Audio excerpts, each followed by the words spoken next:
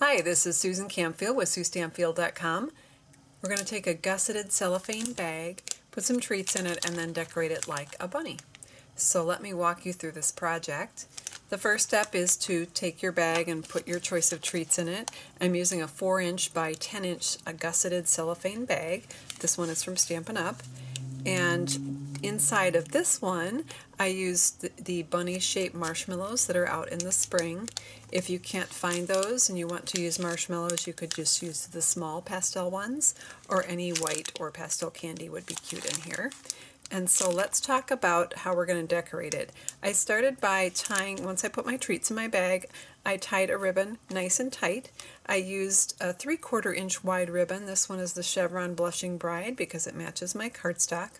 And I used about 10 to 12 inches to do this. And you want to get that nice and tight, and you want to shove it down so that it's close to what your treats that are in the bag, so that your bunny doesn't end up with a gooseneck, a long skinny neck.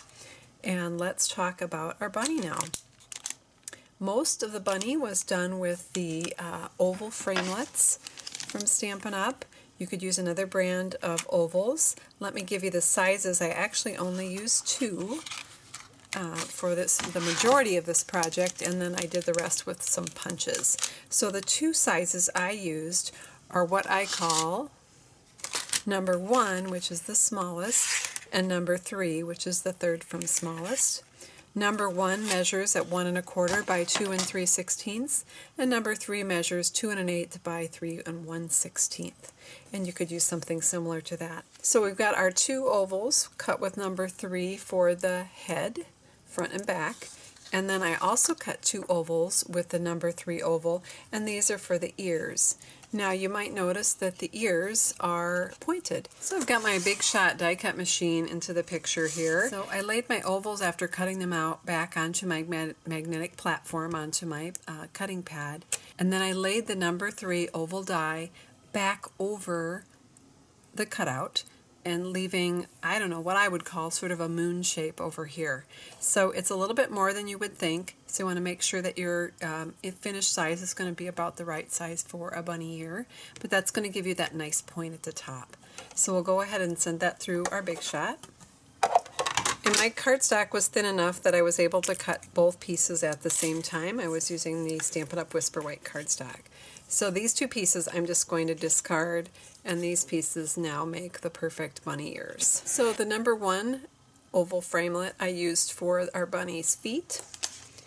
So again, I cut out 2, and I did just cut them in one go, so stack 2 pieces on top of each other and cut them out, and those will form the feet. And then also the egg was cut with that same number 1 template. So just take some pattern paper that has fun pastel colors. This is the Stampin' Up! Best Year Ever from the free celebration selection, and that's going to be my Easter egg. And then you can use any greeting of choice across there. Happy Easter would be cute. His little paws I've done with a punch. That's the small oval punch. This one is 3/4 inch by 15/16 inch. And then on the toes, I used the 1/2 inch circle punch. So I have some tips for you on drawing the face. You can do the face freehand like I did here, or if you want the face to be a little more uniform, the sides of the mouth to match and the eyes, you can use a template or a cheat. So what I'm doing is I'm going to use a 1/2 inch circle punch for that shape, but I'm going to start with my nose because I find it easier to draw the rest of the face once I have the nose in place. So I've got the nose down there, and now I'm ready to draw my mouth. I'm going to take a 1/2 inch circle punch, and I'm just going to place it right at the base of that small heart. And I'm going to use it for a template to draw the curve of the bunny's mouth.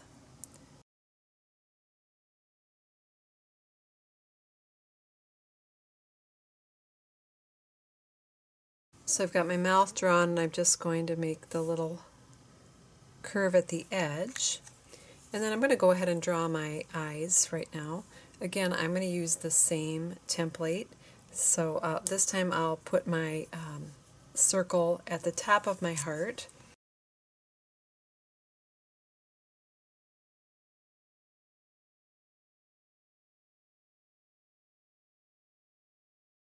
And then I'll go ahead and add my eyelashes. And then just some eyebrows up here. And the last thing we want to do for the face is add the cheeks. So I'm going to use a little sponge dauber for that, and the Blushing Bright ink so that it'll match my cardstock. And I like the sponge daubers for this because they give you that perfect circle. Let's give it a little twist. And there you've got your bunny face. It's going to be a little bit different every time, and that's just fine. So we're ready to put our project together. So we're going to go back to those ears that we cut out. For the inside of the ears, I punched out two ovals, and this time I used the 1 3/4 by 7/8 inch oval punch for that. So there we have our bunny face, and now I'm going to do just the back of the head. I'm going to take that other oval that we cut out, the number 3 oval, and I'm going to just use some dimensionals, if you can see inside here, one on each edge to make sort of a sandwich, and then I'll be able to slide that right over that gusseted top of my bag.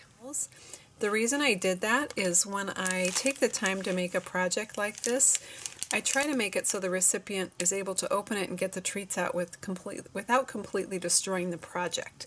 That's just my pride a little bit showing there. When I spend time, I don't want them to shred it.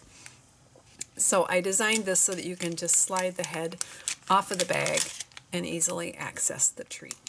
And then to finish your project, you're going to put the 2 small oval punches that form our paws, and again that's 3/4 by 15/16 inches of the size of that oval. I used the marker again to draw the detail on the paws, and I actually did use a 1/2 inch circle again as a little template there just to get them uniform. And I attached everything to my bag here with glue dots. The toes on the feet, of course, are the 1/2 inch circle punch, and those are attached with glue dots, and then the feet are attached with glue dots. The last little thing we're going to do on our bag here is we're going to add a tail, of course, on the back. To do the tail, I just used a regular cotton ball and some liquid glue.